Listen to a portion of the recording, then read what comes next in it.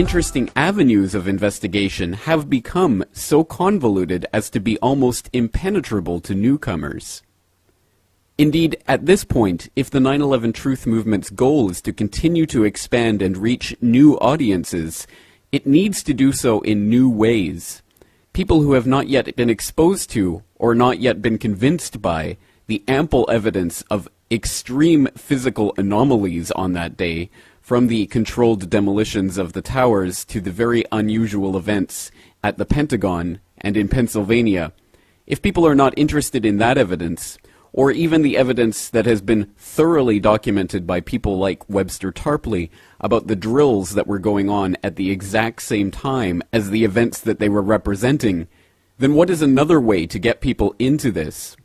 Of course, the investigation into the physical anomalies of that day is still of prime importance, but the research into those physical anomalies has now become so voluminous, so convoluted and impenetrable to outsiders or newcomers to the movement, that the impression is given that only credentialed experts could possibly decipher what really happened on that day.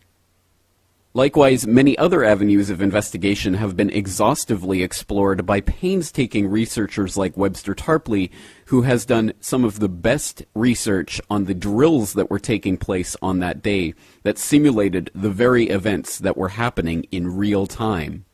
But it seems to me that there is another avenue for investigation, one that's often overlooked, yet in fact is one of the easiest to understand at a basic level, and one that offers an extremely fruitful area of investigation.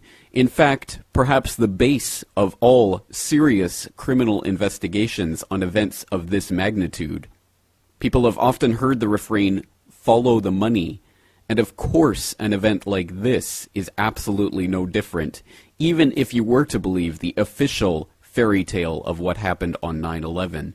You would still have to admit that following the money is of prime importance. In fact, one of the most important things that we can do to try to unravel what really happened on that day.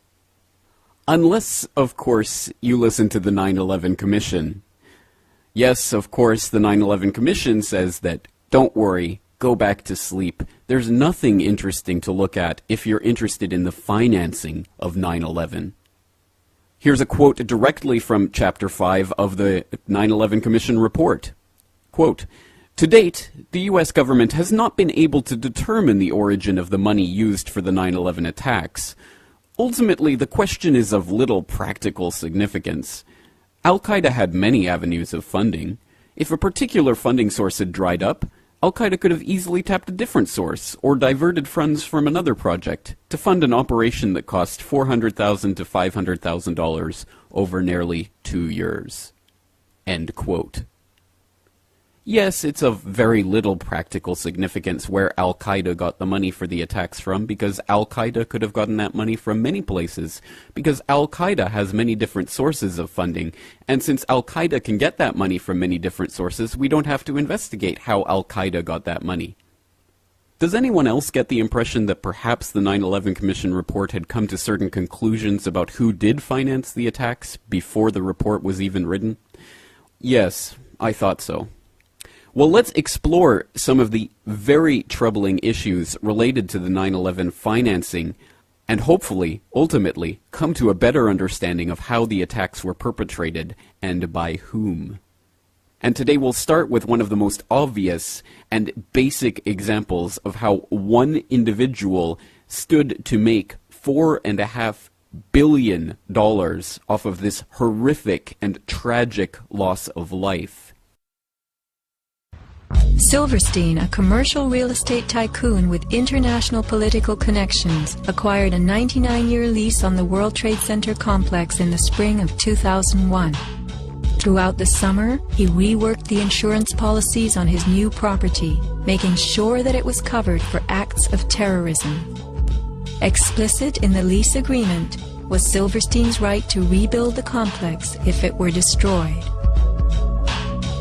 After 9/11, Mr. Silverstein fought his insurers in court to obtain double his policy limits for the destruction of his property, maintaining that the double hijacking constituted 2 disasters caused by terrorists, not just one.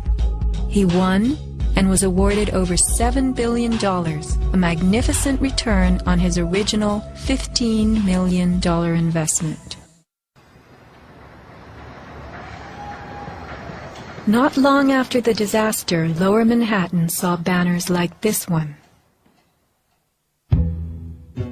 Although they were idolized as cathedral-like symbols of power and triumph that pierced the New York skyline, the Twin Towers were big money losers for the Port Authority of New York.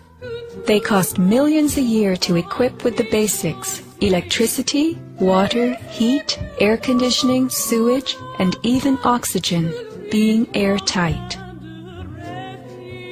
As modern communications connected traders from all corners of the globe, tenancy in the Twin Towers continued to drop. The towers presented another problem. Decades ago, their steel beams had been sprayed with fireproof asbestos, a cancer-causing material banned from use in building in the mid-1980s. Although the World Trade Center complex was given several waivers, it was expected to clean up its act. But to remove the asbestos from every supporting beam in the Twin Towers would have been almost undoable. Quotes for this cleanup ran over $1 billion, and no insurance company was willing to bear the cost. An urban renewal project of unfathomable proportions. Given the tower's issues and problems, September 11th proved an unexpected bonanza. The Trade Center was built in the 1960s to revive a rundown area of New York, and 40 years later, urban renewal could again take place. 2 white elephants were removed, and a brand new complex is in the works. The full height of the new Freedom Tower will soar to 1,776 feet.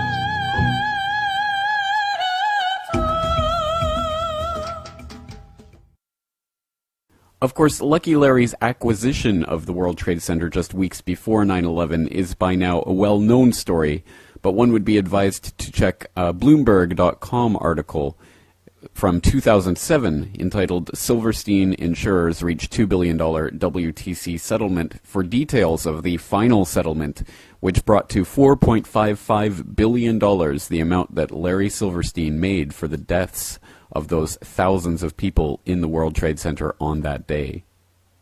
As I say, that story is fairly well known, but another story which is not so well known comes from a report from the Populist Party, populistamerica.com, from April 5th, 2007, Giuliani versus the Firefighters. This article reads in part, quote, Giuliani's cult hero status went untarnished and unchallenged until he decided to decline an invitation to the International Association for Firefighters Forum, open to all presidential candidates for Q&A. Mainstream news then picked up on the story and exposed the contention between the former mayor and the real heroes, the New York firefighters, who lost so many of their friends and compatriots in the attacks of that day. All was not well in Oz, and finally someone had alluded to the mask shadowing the truth. A great rift exists between Giuliani and the one group America assumes to be his staunchest allies. What did Giuliani do that so outraged the firefighters and their families that they would still hold such a grudge against him 5 years later? One cannot understand the source of this contention unless one has done some real and difficult research into the events of that day. In November 2001, our members were continuing the painful but necessary task of searching Ground Zero for the remains of our fallen brothers and the thousands of innocent citizens that were killed, because precious few of those who died in the terrorist attacks had been recovered at that point. Prior to November 2001, 101 bodies or remains of firefighters had been recovered, and those on the horrible pile at Ground Zero believed they had just found a spot in the rubble where they would find countless more that could be given proper burial. Nevertheless, Giuliani, with the full support of the Fire Commissioner Thomas von Essen, decided on November 2nd, 2001, to sharply reduce the number of those who could search for remains at any one time. There had been as many as 300 firefighters at a time involved in search and recovery, but Giuliani cut that number to no more than 25 who could be there at once. Here is where the mainstream falls short in their reporting. Why would Giuliani all of a sudden forcefully remove firefighters from the pile, and in such a way that resulted in a brawl between NYPD and NYFD? What the mainstream press will never dig into or question is, why did Giuliani place more importance on cleaning up the pile than in taking a slow retrieval approach to accessing the bodies of firefighters, police, and emergency workers still trapped in the wreckage of those buildings? Though 2 months later, chances were that no one was still alive, many still clung to the hope that loved ones would be dug out of the devastation of those destroyed buildings.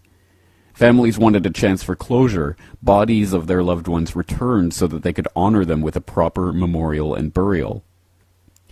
The firefighters believed that the city went to a scoop and dump policy because they were in a rush to retrieve gold. The fact is that the mayor's switch to a scoop and dump coincided with the final removal of tens of millions of dollars of gold, silver, and other assets of the Bank of Nova Scotia that were buried beneath what was once the towers.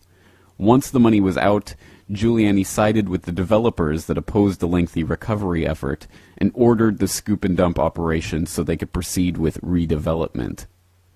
With his training as district attorney for New York, Giuliani knows from his prosecutor days that the first rule of a criminal investigation is in cordoning off a crime scene and preventing the tampering or removal of any piece of evidence within that area.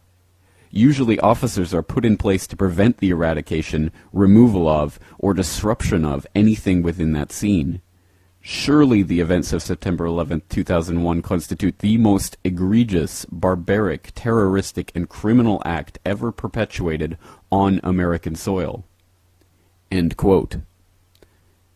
Now, as that article details in some length, the issues of Giuliani and the crime scene of Ground Zero in the weeks and months following 9/11 involve not only the criminal act of tampering with the evidence of that crime scene, which included, as we've detailed in previous episodes of the Corbett Report podcast, preventing even volunteer teams of researchers from studying the remains of those towers to try to come to a better understanding of how they collapsed, instead making the sole purpose of the entire operation on Ground Zero that of dismantling the pile and getting rid of the evidence as quickly as possible. And here we have another missing clue as to why this may have happened.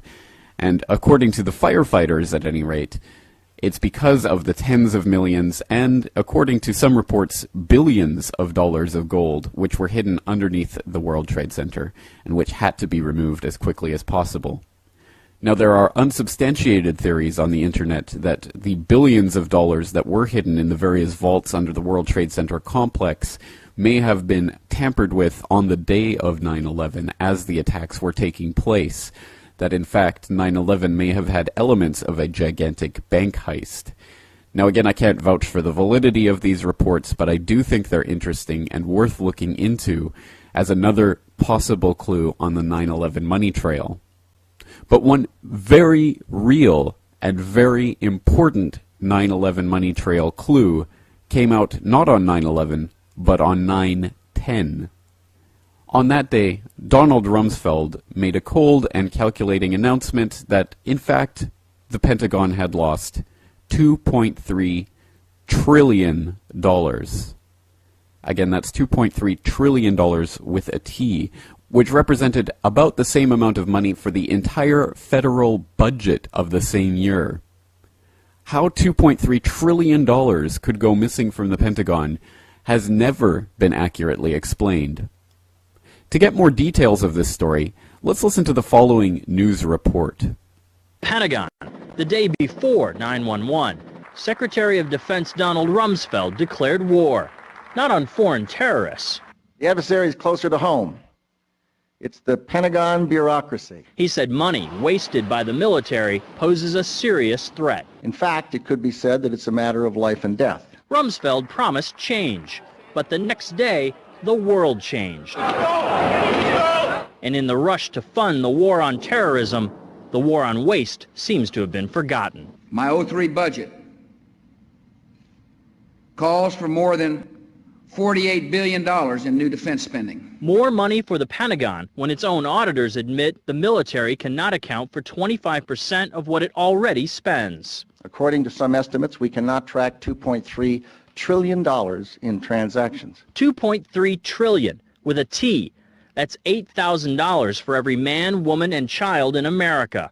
To understand how the Pentagon can lose track of trillions, consider the case of one military accountant who tried to find out what happened to a mere $300 million. We know it's gone, but we don't know what they spent it on.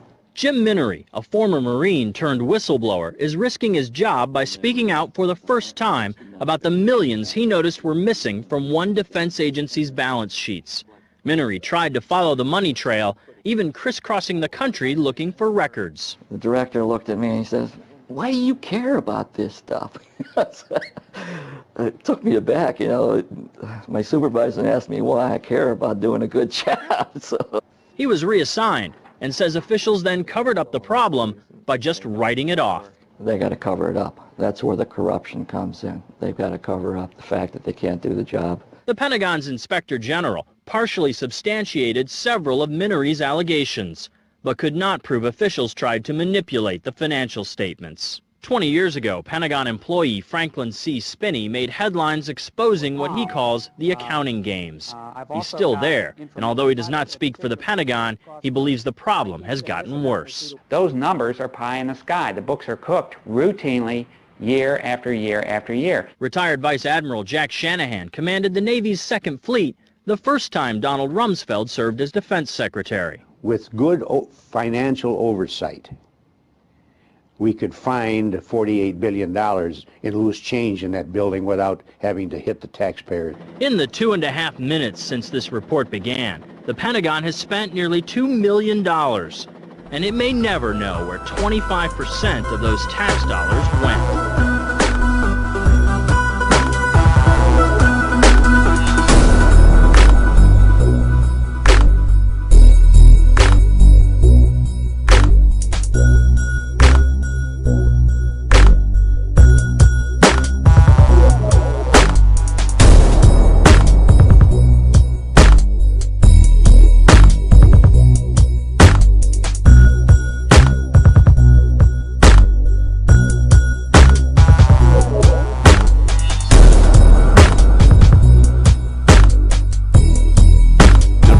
Incredible nature of that admission, $2.3 trillion simply missing from the Pentagon, announced casually the day before 9/11. It was never followed up on in the controlled corporate media, who had other agendas to cover after, of course, the events of that day. One brief bright ray of hope occurred in 2005 when Representative Cynthia McKinney grilled Donald Rumsfeld during the House hearings on the 2006 budget for the U.S. Department of Defense. Let's listen to McKinney as she questions Rumsfeld on the missing trillions and hear Rumsfeld's pathetic response. I thank the gentleman, the gentlelady from Georgia, Ms. McKinney. Oh, thank you, Mr. Chairman. Mr. Secretary, I watched President Bush deliver a moving speech at the United Nations in September 2003, in which he mentioned the crisis of the sex trade. The President called for the punishment of those involved in this horrible business. But at the very moment of that speech, DynCorp was exposed for having been involved in the buying and selling of young women and children. While all of this was going on, DynCorp kept the Pentagon contract to administer the smallpox and anthrax vaccines and is now working on a plague vaccine through the Joint Vaccine Acquisition Program. Mr. Secretary, is it policy of the U.S. government to reward companies that traffic in women and little girls? That's my first question. My second question, Mr. Secretary, according to the Comptroller General of the United States, there are serious financial management problems at the Pentagon, to which Mr. Cooper alluded. Fiscal year 1999, $2.3 trillion missing. Fiscal year 2000, $1.1 trillion missing. And DOD is the #1 reason why the government can't balance its checkbook. The Pentagon has claimed year after year that the reason it can't account for the money is because its computers don't communicate with each other. My second question, Mr. Secretary, is who has the contracts today to make those systems communicate with each other? How long have they had those contracts? and how much have the taxpayers paid for them? Finally, Mr. Secretary, after the last hearing, I thought that my office was promised a written response to my question regarding the 4 war games on September 11th. I have not yet received that response, but would like for you to respond to the questions that I've put to you today, and then I do expect the written response to my previous question, hopefully by the end of the week.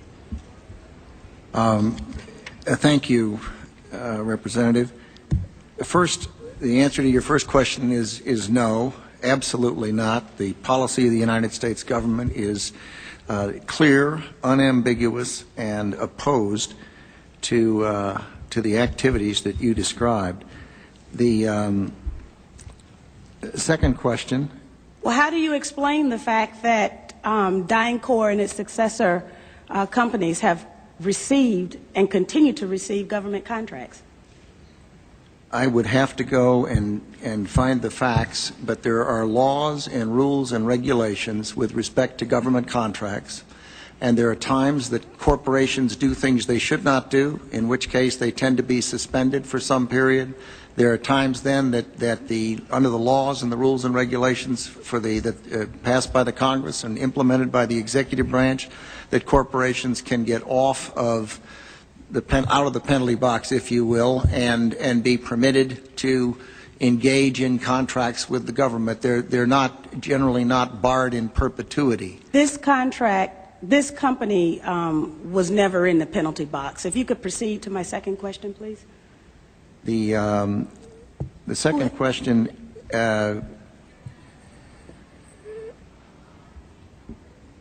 I've forgotten what the second question was. I think Ms. Jonas knows it. Okay. Thank you, Ms. McKinney. I appreciate the question. I appreciate your interest in our department's financial condition, and we are working very hard on that program. I've just come back recently. I understand that you're working hard on it, but my question was, who has the contract? How long have they had that contract, and how much money have we spent on it? In general, we spend about $20 billion in the Department on Information Technology Systems. The accounting systems are part of that. I can get you the exact number for the record of what we spend on our current, what we call legacy systems, and those that we're moving toward. And who has the contracts? That would be a multitude of individuals. Could you name some, please? Well, I think off the top of my head, well, I would rather not. I'd rather provide that for the record. That's not privileged information, is it? I'm sure it's not. Well, please. Yeah. And we still have time, so please. I would be glad to provide for the record. I don't want to talk from the top of my head and be incorrect. On your first question, I'm advised by Dr. Chu that it was not the corporation that was engaged in the activities you characterized, but I'm told it was an employee of the corporation, and it was some years ago in the Balkans that took place. It's my understanding that it continues to take place, and is that right? Yes. Well, if you can give me information to that effect, I'm sure you are interested in all of the information that I have, and I'll be more than happy to provide it to you. Good, thank you. But I would also like to get information from you. Okay. For example, the information that I just requested about who has those contracts. Certainly. Let me assure the gentlelady that we'll make sure that this exchange of information takes place, and Mr. Secretary, if you can get back with us on the DynCorp story, we'll get that to the gentlelady. Thank you, Mr. Chairman. We'll get back on both of the first two questions, but the Congresswoman has raised the other question twice now, and I'd like to have General Myers respond because you mentioned it in the last hearing, and I think it would be helpful to get the answer, even though we're on red, if you don't mind, Mr. Chairman. General Myers, go right ahead. But I would like to have the answer in writing as well, as I thought my office was promised. Okay, I don't know about the promise, Congresswoman, but could you repeat the question to make sure I'm answering the right question? This is 9/11 question. The question was, we had 4 war games going on September 11th, and the question that I tried to pose before the Secretary had to go to lunch was whether or not the activities of the 4 war games going on September 11th actually impaired our ability to respond to the attacks. The answer to the question is no, did not impair our response. In fact, General Eberhart, who was then the commander of North American Aerospace Defense Command, as he testified in front of the 9/11 Commission, I believe he told them that it enhanced our ability to respond, given that NORAD didn't have the overall responsibility for responding to the attacks today. That was an FAA responsibility. But they were two CPXs. There was one Department of Justice exercise that didn't have anything to do with the other three, and there was an actual operation ongoing because there was some Russian bomber activity up near Alaska. So let me ask you this then. Who was in charge of managing those war games? And in general, why don't you give the best answer you can here in a short period of time, and we'll. The gentlelady wants to get a written answer anyway, and then we can move on to other folks. The important thing to realize is North American Aerospace Defense Command was responsible. These are command post exercises. What that means is all the battle positions that are normally not filled are indeed filled. So it was an easy transition from an exercise into a real-world situation. It actually enhanced the response. Otherwise, it would take somewhere between 30 minutes and a couple of hours to fill those positions, those battle spaces, with the right staff officers. Mr. Chairman, begging your indulgence, was September 11th declared a National Security Special Event Day? I'd have to look back. I do not know. You mean after the fact or before the No, because of the activities going on that had been scheduled at the United Nations that day. I'd have to go back and check. Don't know. Thank you. Okay. I thank the gentlelady. The chair would ask the gentleman from South Carolina to indulge us in that I should have called on Mr. Marshall here in the regular order and missed him, and the gentleman was here. So, if that is that okay, Mr. Wilson, we'll recognize the gentleman from Georgia, Mr. Marshall. Thank you, Mr. Chairman, and I appreciate Mr. Wilson's indulgence. Well, you're going to owe him. Probably not very much. When they analyzed the stock market after 9/11, the CIA discovered a massive shorting of airline stocks. When the stocks hit bottom on 9/12, somebody made a fortune. I gotta be honest with you. When the September 11th situation happened, I didn't know that. And I must say, and I want to say this because I want to take it lightly. It's not a light situation. It's a devastating act. It was really a bad thing. It was one of the worst things I've seen in my lifetime, you know. But I will tell you, and every trader will tell you, who was not in that building and who was buying gold and who owned gold and silver, that when it happened, the first thing you thought about was, well, how much is gold up? The first thing that came to mind was, my God, gold must be exploding. Fortunately for us, all our clients were in gold. So when it went up, they all doubled their money. Everybody doubled their money. It was a blessing in disguise. Devastating, crushing, heart-shattering, but on a financial sense, for my clients that were in the market, they all made money. Now, I wasn't looking for this type of help. But it happened. When the U.S. bombed Iraq back in 1991, the price of oil went from $13 to $40 a barrel, for Christ's sake. Now, we couldn't wait for the bombs to start raining down on Saddam Hussein.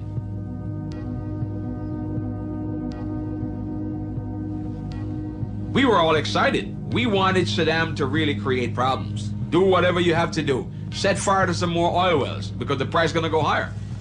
Every broker was chanting that. There was not a broker that I know of that wasn't excited about that.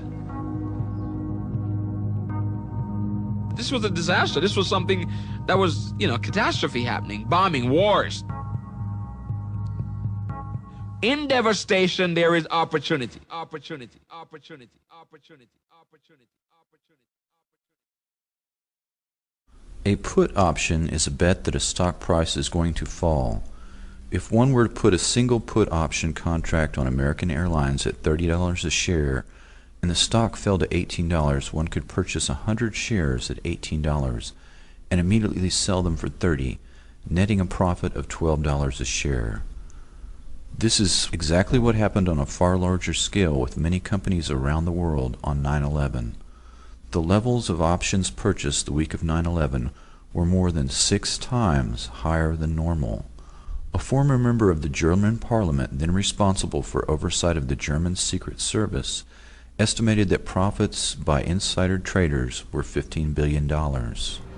Wall Street analyst Phil Erlinger was the first to spot the suspicious trades. What I see is prior knowledge. You can call it conspiracy. It's my opinion that somebody knew ahead of time that 9/11 was going to happen, and they made bets to take advantage of it. And these bets weren't just normal run-of-the-day bets. They were far in excess of what we would call normal activity. Put options set to expire on September 30th, 2001, were bought on August 6, 2001, or earlier, at the Chicago Board Options Exchange. These put options were basically a bet that the stock would plummet. When it did, the people who purchased those put options made a lot of money. Thousands of put stock options were bought on United and American Airlines immediately prior to September 11th, 2001. On average, during the first weeks of September 2001, 27 put options were bought each day on Morgan Stanley, one of the World Trade Center's largest occupants. The total of its put options for the 3 days prior to the attacks was 2,157. Merrill Lynch, also in the WTC, saw 12,215 put stock options. That is 12 times its normal level. Between September 6th and 7th, Chicago Board Options Exchange saw 4,744 put option contracts with United Airlines and only 396 call options. On September 10th, put options for American Airlines totaled 4,516 versus 748 call options. In addition, these trades were not only occurring in our country, but around the world. There is no chance that all or even most of the trades were placed by Osama bin Laden or Al-Qaeda. According to Fox News, CNN, and the BBC, insider trading reports were found in the USA, Germany, Britain, France, Canada, Japan, Monte Carlo, Switzerland, Hong Kong, Italy, Spain, Belgium, Luxembourg, and Singapore. The director of the CIA headed a firm that bought some of these put stock options. Until 1998, Buzzy Krongard headed United Airlines stock. Mr. Krongard was head of Bankers Trust until he resigned and was promoted to CIA Executive Director by President Bush in March 2001. Buzzy Krongard purchased this stock, and our government did nothing about it. Deutsche Bank is also one of the 4 banks most used by the bin Laden family. Additionally, $2.5 million in put options on United and American Airlines went unclaimed. The German central bank president, Ernst Weltek, had a study conducted by his bank. It indicated, quote, "There are ever clearer signs that there were activities on international financial markets that must have been carried out with the necessary expert knowledge in industries such as gold, oil, airlines, and insurance companies." There was a lot of money to be made from the events of September 11th, and indeed, many people in our own government called the events of September 11th an opportunity.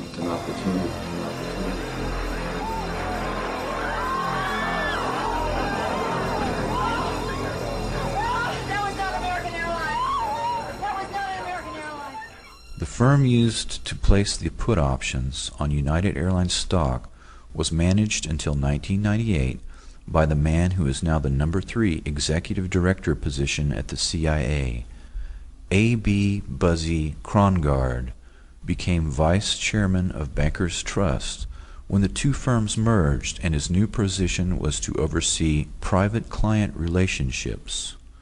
Krongard had a special hands-on relationship with some of the wealthiest people in the world in a specialized banking operation that Senator Carl Levin identified as being connected to the laundering of drug money.